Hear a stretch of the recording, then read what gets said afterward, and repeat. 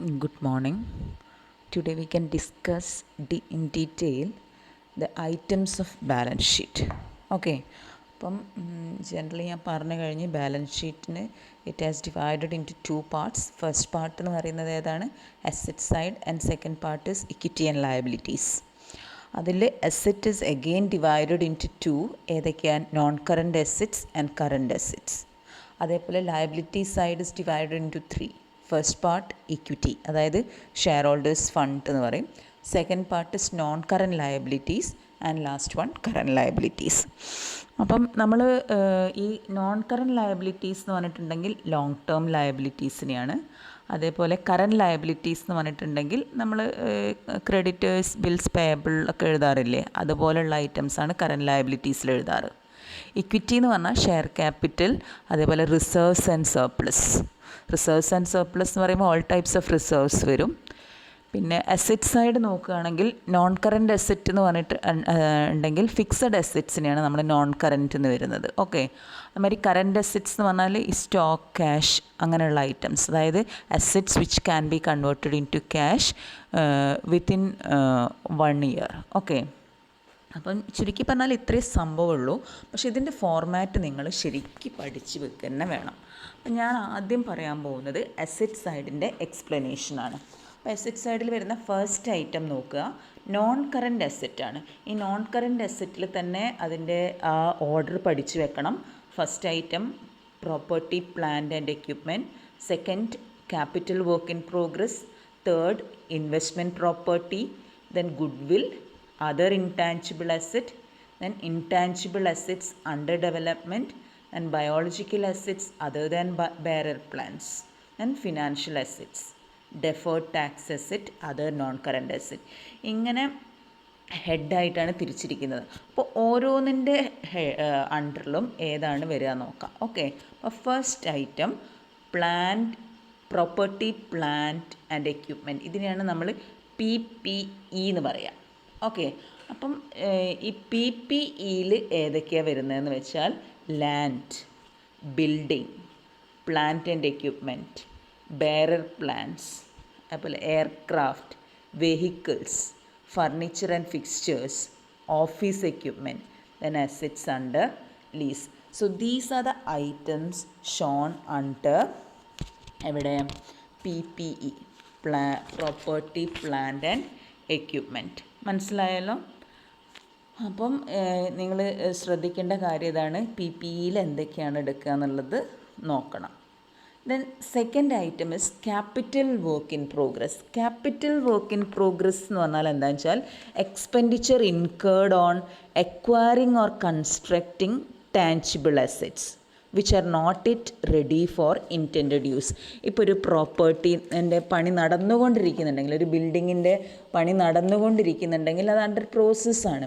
അപ്പോൾ അതിന് വേണ്ടി വന്നിരിക്കുന്ന എക്സ്പെൻഡിച്ചറിനെയാണ്.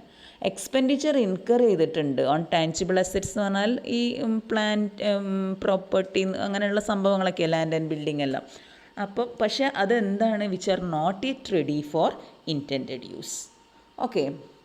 അപ്പോൾ ഇതിൽ ശ്രദ്ധിക്കേണ്ട കാര്യം എന്ന് വെച്ചാൽ advances given to supplier for acquisition of fixed assets are not included under this heading. Okay. Then next item is investment property. Investment property എന്ന് പറഞ്ഞാൽ എന്താണ്? Land or building or both which is held to earn rental or capital appreciation or both. അത് നമ്മൾ business പർപ്പസിന് വേണ്ടിയിട്ട് held ചെയ്തിരിക്കുന്ന ഇതല്ല, ബിൽഡിങ്ങോ ലാൻഡോ അല്ല. ഇതിൻ്റെ ഉദ്ദേശം എന്താണ്? ഒന്നുകിൽ ഒരു എന്താ പറയുക, റെൻറ്റിന് കൊടുക്കുക, to earn rental or capital appreciation, അതായത് ചിലപ്പോൾ അത് വില കൂടാൻ വേണ്ടിയിട്ടോ അങ്ങനെ എന്തിനോ വേണ്ടി വെച്ചതാവാം. അങ്ങനെയുള്ള എന്തെങ്കിലും സംഭവങ്ങൾ, അതിന് വേണ്ടിയിട്ടുള്ള ലാൻഡ് ആൻഡ് ബിൽഡിംഗ് ആണ് ഇൻവെസ്റ്റ്മെൻറ്റ് പ്രോപ്പർട്ടി എന്ന് പറയാം. അപ്പോൾ ഇൻവെസ്റ്റ്മെൻറ്റ് പ്രോപ്പർട്ടി നിങ്ങൾ ഈ ഇൻവെസ്റ്റ്മെൻറ്റ് പ്രോപ്പർട്ടി എന്നുള്ള ഹെഡിൽ കാണിച്ചിരിക്കണം. Okay. The next item is goodwill. Goodwill നിങ്ങൾക്കറിയാം. ഗുഡ് വിൽ എന്ന് പറഞ്ഞാൽ എന്താ?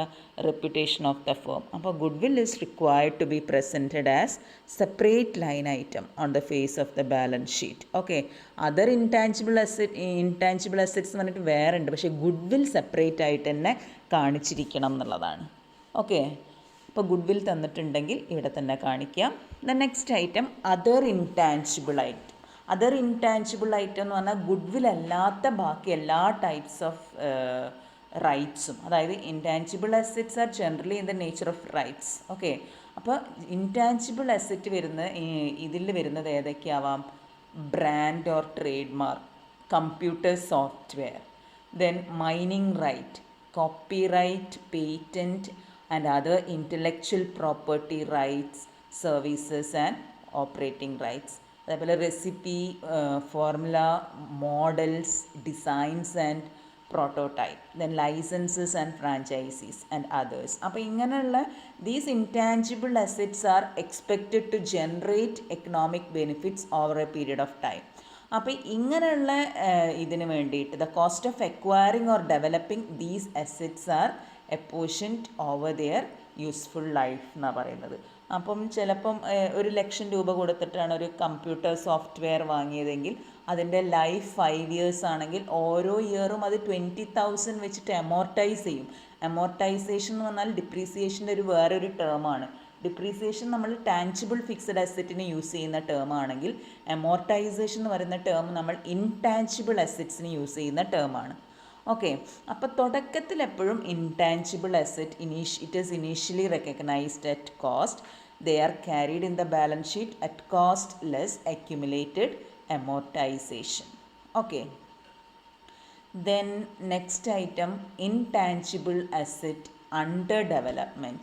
അതായത് ഇൻടാഞ്ചിബിൾ അസറ്റ് അണ്ടർ ഡെവലപ്മെൻറ്റ് എന്ന് പറഞ്ഞാൽ നേരത്തെ നമ്മൾ ക്യാപിറ്റൽ വർക്ക് ഇൻ പ്രോഗ്രസ് പറഞ്ഞല്ലോ, അവിടെ ടാഞ്ചിബിൾ അസറ്റ് നടന്നുകൊണ്ടിരിക്കുന്നുണ്ടെങ്കിൽ അതിനെയാണ് ക്യാപിറ്റൽ വർക്ക് ഇൻ പ്രോഗ്രസ്. അതേപോലെ ഇൻടാഞ്ചിബിൾ അസറ്റ് അണ്ടർ ഡെവലപ്മെൻറ്റ് എന്ന് പറഞ്ഞാൽ expenditure incurred on development of intangible asset which are yet to be finished അല്ലെങ്കിൽ എന്താ പറയുക, അങ്ങനെയുള്ള സംഭവമുണ്ട്. അപ്പോൾ ഒരു കമ്പ്യൂട്ടർ സോഫ്റ്റ്വെയർ അത് പ്രോസസ്സിലാണ്, ഇതുവരെ ഡെവലപ്പ് ചെയ്തിട്ടില്ല, അപ്പോൾ it is under development. Okay, അപ്പോൾ അങ്ങനെയുള്ള ഐറ്റംസ് ഒക്കെയാണ് ഇൻടാഞ്ചിബിൾ അസറ്റ് അണ്ടർ ഡെവലപ്മെൻറ്റ് എന്ന് പറഞ്ഞ് കൊടുക്കേണ്ടത്. ഓക്കെ, ഇനി once the development of an intangible asset is completed the amount accumulated under this head is transferred to gross carrying amount of the relevant intangible asset.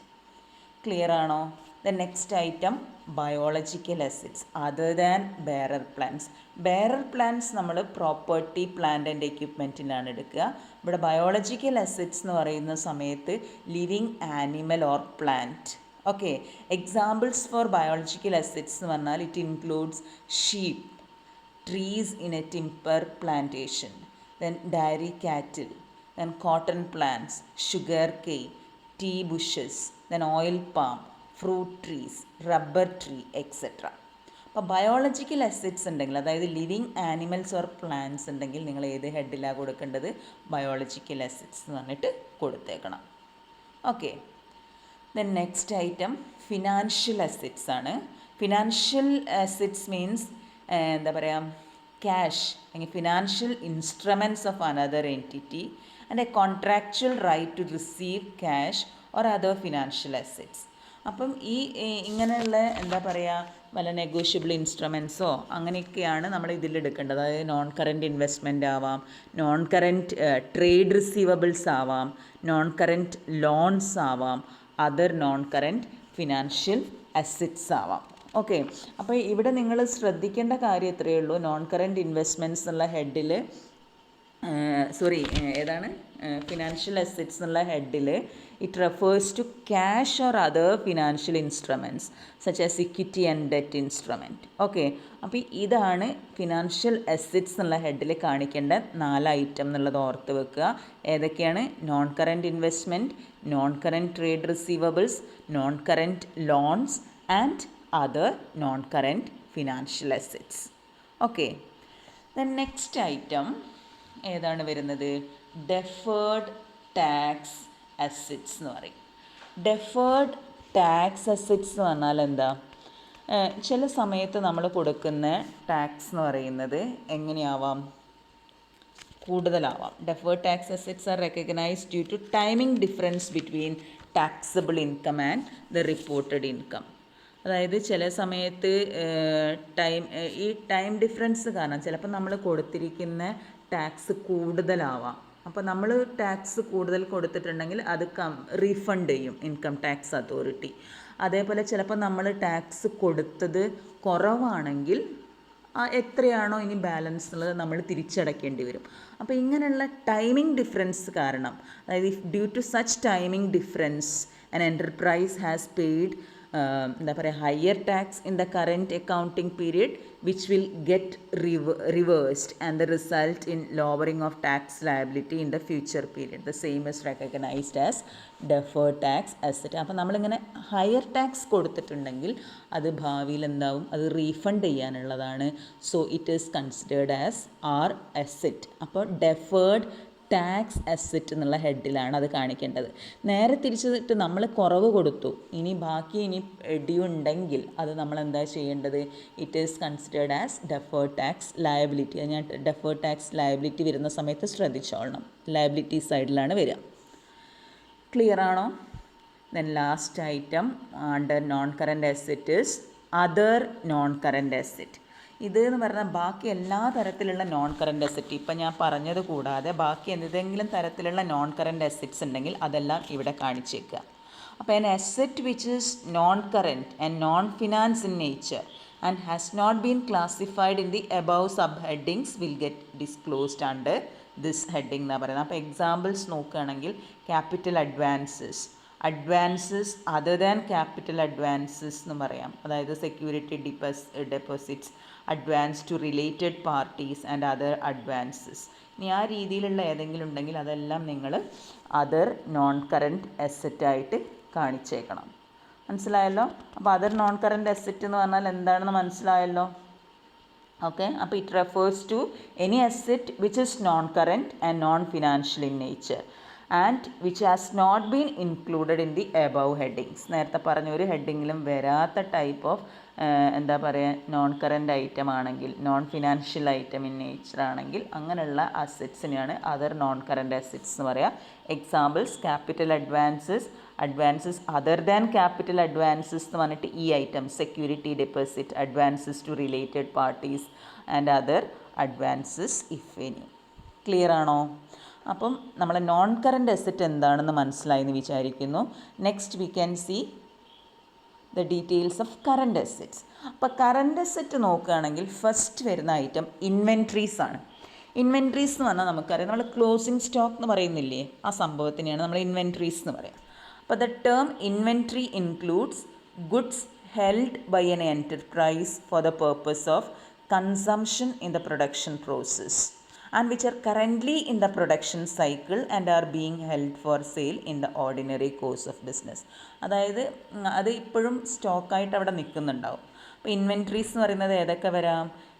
Stock എന്ന് പറഞ്ഞാൽ നമ്മൾ എന്തിൻ്റെയൊക്കെ stock ആവാം? Raw materials ആവാം, work in progress, finished goods, then stock in trade എന്ന് പറയും. Okay. Then stores and spares, loose tools and others. അതേമാതിരി goods in transit shall be disclosed under the relevant sub head of inventories and എന്താ പറയുക mode of valuation shall be stated. അപ്പോൾ ഇത്രയും കാര്യങ്ങളാണ് നമ്മൾ ശ്രദ്ധിക്കേണ്ടത്. ഇൻവെൻട്രീസ് എന്നുള്ള ഹെഡിൽ ഇത്രയും ഐറ്റംസേ വരുള്ളൂ. Raw materials, work in progress, finished goods, stock in trade, stores and spares, loose tools and others. Okay. എന്താണ് കറൻറ്റ് അസറ്റിലെ ഫസ്റ്റ് ഐറ്റം? ഇൻവെൻട്രി. ഇൻവെൻട്രിയിൽ ഇതെല്ലാം പെടും. Then second item is financial assets. Current financial അസറ്റ്സിനെയാണ് നമ്മൾ പറയുന്നത്. നേരത്തെ ഒരു ഫിനാൻഷ്യൽ അസറ്റ് പഠിച്ചു നോൺ കറൻറ്റിൽ, ഇത് കറൻറ്റ് ഫിനാൻഷ്യൽ അസറ്റ്. അപ്പോൾ കറൻറ്റ് ഫിനാൻഷ്യൽ അസറ്റ്സ് എന്ന് പറഞ്ഞാൽ ഏതൊക്കെ വരും? കറൻറ്റ് ഇൻവെസ്റ്റ്മെൻറ്റ്സ്, അതായത് ഷോർട്ട് ടേം ഇൻവെസ്റ്റ്മെൻറ്റ്സ് ഉണ്ടാവുമല്ലോ, അതാണ് ഇവിടെ കൊടുക്കേണ്ടത്. മാതിരി കറൻറ്റ് ട്രേഡ് റിസീവബിൾസ് എന്ന് പറഞ്ഞാൽ എന്താണെന്ന് വെച്ചാൽ sundry debtors plus bills receivables, short term ആണെങ്കിൽ. സാധാരണ sundry creditors and bills receivables എന്ന് പറഞ്ഞിട്ട് ഷോർട്ട് ടേമാണ് വരാറ്. അപ്പോൾ ഈ ഹെഡിലാണ് വരേണ്ടത്. ഏതിൽ? കറൻറ്റ് അസറ്റ്സ് എന്നുള്ള ഫിനാൻഷ്യൽ അസറ്റ്സിലാണ് അത് കൊടുക്കേണ്ടത്. Then cash and cash equivalence. Cash and cash equivalence എന്ന് പറഞ്ഞാൽ cash in hand, cash at bank, ഇനി വേറെ ഏതെങ്കിലും രീതിയിൽ ക്യാഷ് ഈക്വലൻ്റ് ആയിട്ട് വെച്ചിട്ടുണ്ടെങ്കിൽ അതെല്ലാം ഇവിടെ വരണം. Current loans, short term loans ആണ് ഉദ്ദേശിക്കുന്നത്. ആൻഡ് അത് കറൻറ്റ് ഫിനാൻഷ്യൽ അസറ്റ്സ്. ഓക്കെ. ഇതിൽ തന്നെ ഈ കറൻറ്റ് ഇൻവെസ്റ്റ്മെൻറ്റ്സ് എന്ന് പറയുന്നുണ്ടല്ലോ, അത് ഇൻവെസ്റ്റ്മെൻറ്റ്സ് ഇൻ ഇക്വിറ്റി ഇൻസ്ട്രുമെൻറ്റ്സ് ആവാം, ഇൻവെസ്റ്റ്മെൻറ്റ്സ് ഇൻ പ്രിഫറൻസ് ഷെയർസ് ആവാം, investment in government or trust securities ആവാം, investment in debenture or bonds, ഇതെല്ലാം ഷോർട്ട് ടേം ആയിട്ട് ചെയ്യുകയാണെങ്കിൽ അത് നമുക്കിവിടെ എടുക്കാം. ഓക്കെ, പിന്നെ നോക്കേണ്ടത്, അപ്പോൾ ഇത്രയും കാര്യങ്ങളാണ് ഇവിടെ ഒന്ന് ശ്രദ്ധിക്കേണ്ടത് ഫിനാൻഷ്യൽ അസറ്റ്സ് എന്നുള്ള ഹെഡിൽ. പിന്നെ നമുക്ക് വരുന്നത് ഏതാണ്? ഫിനാൻഷ്യൽ അസറ്റ്സ് കഴിഞ്ഞിട്ടുണ്ടെങ്കിൽ next item is current tax asset. Okay, current tax asset എന്ന് പറഞ്ഞിട്ടുണ്ടെങ്കിൽ അതിൽ ഏതാ വരുന്നത്? കറൻറ്റ് ടാക്സ് അസറ്റിൽ companies pay advance tax every year on the basis of estimated income for the year. അതായത് ഇപ്പം ഈ വർഷത്തെ ടാക്സ് ഒരു 50,000 വരുമെന്ന് കരുതിയിട്ട് അവരെന്ത് ചെയ്യും? അഡ്വാൻസ് ആയിട്ട് കൊടുക്കും ടാക്സ്. അപ്പോൾ when tax paid for the current year exceeds the amount of tax due for the year, that excess tax paid is considered as an asset and it is shown under the head current tax asset. നേരെ മറിച്ചിട്ട് അവിടെ timing, നേരത്തെ നമ്മൾ non current അസറ്റിൽ deferred tax കണ്ടു, ഇതേപോലെ തന്നെയാണ് പറഞ്ഞിട്ടുള്ളത്. പക്ഷെ അവിടെ ടൈമിംഗ് ഡിഫറൻസ് കാരണം വരുന്ന ചിലപ്പം ഇൻകം ടാക്സ് റേറ്റിൽ എന്തെങ്കിലും ഡിഫറൻസ് വന്നിട്ടോ അങ്ങനെയൊക്കെ വരുന്ന എക്സസ് പെയ്ഡ് എമൗണ്ട് ആണ് അവിടെ ഡെഫേർഡ് ടാക്സ് അസറ്റ് ആയിട്ട് എടുക്കുന്നത്. പക്ഷേ കറൻറ്റ് ടാക്സ് എന്ന് പറഞ്ഞാൽ ആ ഒരു പെർട്ടിക്കുലർ ഇയറിൻ്റെ മാത്രം അഡ്വാൻസ് ആയിട്ട് കൊടുത്തിട്ടുണ്ടെങ്കിൽ ആക്ച്വൽ ടാക്സ് ഡ്യൂ ആവുന്ന സമയത്ത് നമ്മൾ എക്സ്ട്രാ ആണ് പേ ചെയ്തതെങ്കിൽ എമൗണ്ട് റീഫണ്ട് ചെയ്യാനുള്ളതാണ്. That amount is considered as current tax asset. Clear ആണോ? Then last item other current assets. ഇതിലൊന്നും പെടാത്ത വേറെ ഏതെങ്കിലും ഉണ്ടെങ്കിൽ നമുക്കിതിലെടുക്കാം. അതായത് ഷോർട്ട് ടേം അഡ്വാൻസസോ ഇനി അതേപോലെ സെക്യൂരിറ്റി ഡിപ്പോസിറ്റ്സ് ഒക്കെ ഉണ്ടാവില്ലേ, ഷോർട്ട് ടേം, അങ്ങനെയുള്ള ഐറ്റംസാണ് നിങ്ങൾ എവിടെ കൊടുക്കേണ്ടത്? അതർ കറൻറ്റ് അസറ്റ്സ് എന്നുള്ള ഹെഡിൽ. ഈ മേലെ പറഞ്ഞിരിക്കുന്ന കറൻറ്റ് അസറ്റിൽ പെടാത്ത, അപ്പോൾ മേലെ പറഞ്ഞിരിക്കുന്നതെന്ന് പറഞ്ഞാൽ ഏതൊക്കെയാണ്? ഇൻവെൻട്രീസ്, പിന്നെന്താ financial assets, short term financial assets, പിന്നെ ഏതൊക്കെയാണ്? ഫിനാൻഷ്യൽ അസറ്റ്സും ഇൻവെൻട്രീസും കറൻറ്റ് ടാക്സ് അസറ്റും. അപ്പോൾ ഈ പറഞ്ഞിരിക്കുന്നത് കൂടാതെ വേറെ എന്തെങ്കിലും ഉണ്ടെങ്കിൽ അതൊക്കെ നിങ്ങൾ ഏതിൽ കൊടുത്തോളാം? അതർ കറൻറ്റ് അസറ്റ്സ് പറഞ്ഞിട്ട് കൊടുക്കാം. ക്ലിയർ ആണല്ലോ? ഇനി നമ്മൾ ഇക്വിറ്റി ആൻഡ് ലയബിലിറ്റീസ് സൈഡാണ് നോക്കാൻ പോകുന്നത്. അതിൽ ഫസ്റ്റ് പാർട്ട് ഇക്വിറ്റിയാണ്. ഇക്വിറ്റി എന്ന് പറഞ്ഞാൽ എന്താണെന്ന് വെച്ചാൽ it refers to the claims of share holders over the assets of the company. അതായത് ഷെയർ ഹോൾഡേഴ്സിൻ്റെ കോൺട്രിബ്യൂഷൻ ഉണ്ടല്ലോ, ഷെയർ ക്യാപിറ്റലിനെയാണ് നമ്മൾ പറയുന്നത്. It represents the value of total assets of a company minus its total liabilities. അതായത് total assets എത്ര ഉണ്ടോ total liabilities എത്ര ഉണ്ടോ അതിൻ്റെ ഡിഫറൻസിനെയാണ് നമ്മൾ ക്യാപിറ്റൽ എന്ന് പറയുക. അപ്പോൾ ഇക്വിറ്റി ക്യാപിറ്റൽ ആവാം, പ്രിഫറൻസ് ക്യാപിറ്റൽ ആവാം, ഏതും ആവാം. അപ്പോൾ ഇക്വിറ്റി എന്ന് പറഞ്ഞിട്ടുണ്ടെങ്കിൽ ഏതെല്ലാം വരുന്ന പറയുന്നത്? It is the residual interest in the assets of the entity after deducting all liabilities. Okay, അപ്പോൾ ഫസ്റ്റ് പറയുന്നത് ഇക്വിറ്റിയിൽ ഏതൊക്കെ എടുക്കാം? ഇക്വിറ്റി ഷെയർ ക്യാപിറ്റൽ എടുക്കാം. ദെൻ വേറെ ഏതാണ്? ഇക്വിറ്റി ഷെയർ ക്യാപിറ്റൽ തന്നെ for each class of equity share capital അതിൻ്റെ number and amount of shares authorised, issued, subscribed, ഇതെല്ലാം സെപ്പറേറ്റ് ആയിട്ട് കാണിക്കണം. അതൊക്കെ നോട്ട്സ് ടു അക്കൗണ്ട്സിൽ കാണിച്ചാൽ മതി. ഓക്കെ, പിന്നെ അതർ ഇക്വിറ്റി എന്ന് പറഞ്ഞിട്ട് നമ്മൾ അതർ ഇക്വിറ്റിയിൽ ഏതൊക്കെയാണ് എടുക്കേണ്ടത്? Other equity includes all other items other than equity shares that are attributable to the holders of equity instruments of an entity. Okay, അപ്പോൾ reserves and surplus, debt instruments through other comprehensive income, revaluation surplus, ഇങ്ങനെയുള്ള സംഭവങ്ങളൊക്കെയാണ് other equity എന്ന് പറഞ്ഞിട്ട് കൊടുക്കേണ്ടത്. Okay, അപ്പോൾ ഈ reserves and surplus എന്ന് പറഞ്ഞിട്ടുണ്ടെങ്കിൽ അതിൽ ഏതൊക്കെ പെടുന്നുള്ളത് അവിടെ ഒന്ന് ശ്രദ്ധിക്കണം നിങ്ങൾ. റിസർവ്സ് ആൻഡ് സർപ്ലസ് എന്ന് പറഞ്ഞാൽ it is an important component of share holders funds, അല്ലെങ്കിൽ അതർ ഇക്വിറ്റി എന്നുള്ള ഹെഡിൽ വരുന്ന ഒരു ഇമ്പോർട്ടൻ്റ് ഐറ്റമാണ്. അപ്പോൾ ഈ റിസർവ്സ് ആൻഡ് സർപ്ലസിൽ ക്യാപിറ്റൽ റിസർവ്സ് നോക്കാം, ക്യാപിറ്റൽ റിഡംഷൻ റിസർവ് എടുക്കാം, debenture redemption reserve, securities premium reserve and other reserves. പിന്നെ ഇത് കൂടാതെ റീറ്റെയിൻഡ് ഏണിങ്സ് ഉണ്ടെങ്കിൽ അതും നിങ്ങൾ ഇവിടെയാണ് കൊടുക്കേണ്ടത്. മനസ്സിലായല്ലോ? അപ്പോൾ equity and ലയബിലിറ്റീസിലെ first ഹെഡാണ് equity.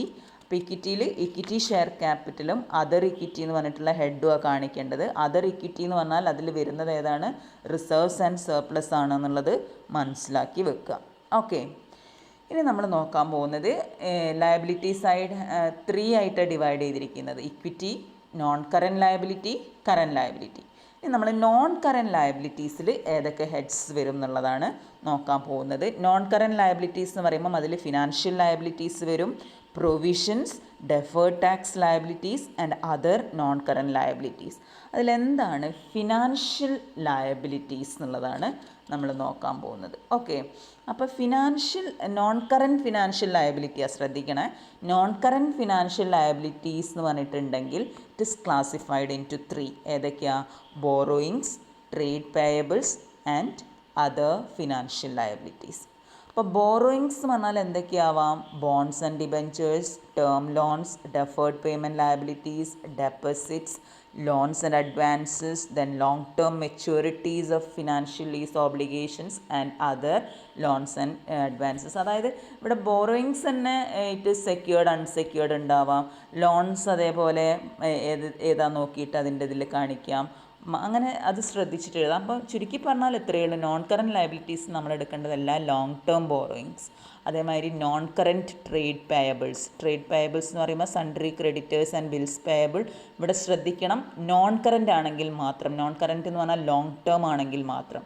Short term ആണെങ്കിൽ നമുക്ക് കറൻറ്റ് അസറ്റിൻ്റെ ഹെഡിൽ ഇതേപോലൊരു ഫിനാൻഷ്യൽ ലയബിലിറ്റീസ് വരും, അവിടെയാണ് കാണിക്കുന്നത്. പ്രത്യേകം നോട്ട് ചെയ്യുക. നമ്മളെ ക്വസ്റ്റ്യനിൽ മിക്കവാറും ഷോർട്ട് ടേം ഉണ്ടാവുക. അന്നേരം നിങ്ങൾ നോൺ കറൻറ്റ് ലയബിലിറ്റീസിലല്ല കൊടുക്കേണ്ടത്, കറൻറ്റ് ലയബിലിറ്റീസിൻ്റെ അണ്ടറുള്ള ഫിനാൻഷ്യൽ ലയബിലിറ്റീസിലാണ് കൊടുക്കുക. Okay, then next item, borrowings, trade payables and other financial liabilities. അടുത്തതായിട്ട് വരുന്നത് പ്രൊവിഷൻസ് ആണ്. നോൺ കറൻറ്റ് പ്രൊവിഷൻസ് എന്ന് വേണമെങ്കിൽ പറയാം. നോൺ കറൻറ്റ് പ്രൊവിഷൻസിൽ ഏതൊക്കെയാണ് വരിക? Provision for employee benefits and others. അതായത് പ്രൊവിഷൻ ഫോർ എംപ്ലോയി ബെനിഫിറ്റ്സ് എന്ന് പറഞ്ഞിട്ടുണ്ടെങ്കിൽ ഏതൊക്കെയാണ് വരിക?